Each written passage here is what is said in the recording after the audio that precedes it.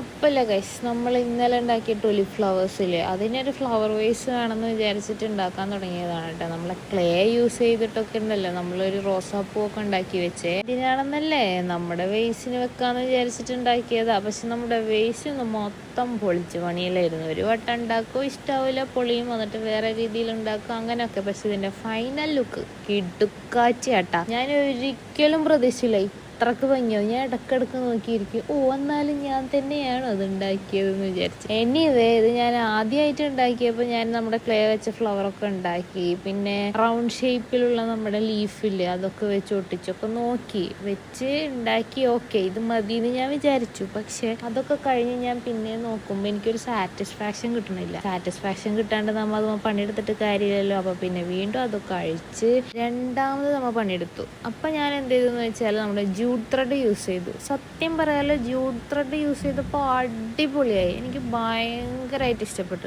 പിന്നെ ഉണ്ടാക്കി വന്നപ്പോൾ പിന്നെ അതൊരു പിങ്ക് തീം തന്നെ ആയി. മിക്കവാറും ഞാനെല്ലാം പിങ്കുമ്പോൾ തന്നെ അവസാനിപ്പിക്കുന്നത് തോന്നണത്. പിന്നെ ഒരു കാര്യമുണ്ട്, എന്താണെന്നല്ല, ജൂലൈ മുതൽ ടോപ്പ് കമൻറ്റേഴ്സിന് എല്ലാവർക്കും പെർ മന്ത് നമ്മൾ ഗിഫ്റ്റ് കൊടുക്കുമെന്ന് പറഞ്ഞതല്ലേ, എന്തായാലും കൊടുക്കുന്നതായിരിക്കും. അപ്പം നിങ്ങൾക്ക് ഇഷ്ടപ്പെട്ട കമൻറ്റുകൾ നമ്മുടെ വീഡിയോയുടെ താഴെയിലിടാൻ മറക്കരുത്. പിന്നെ വീഡിയോ ഇഷ്ടപ്പെട്ട ലൈക്ക് ചെയ്ത് സബ്സ്ക്രൈബ്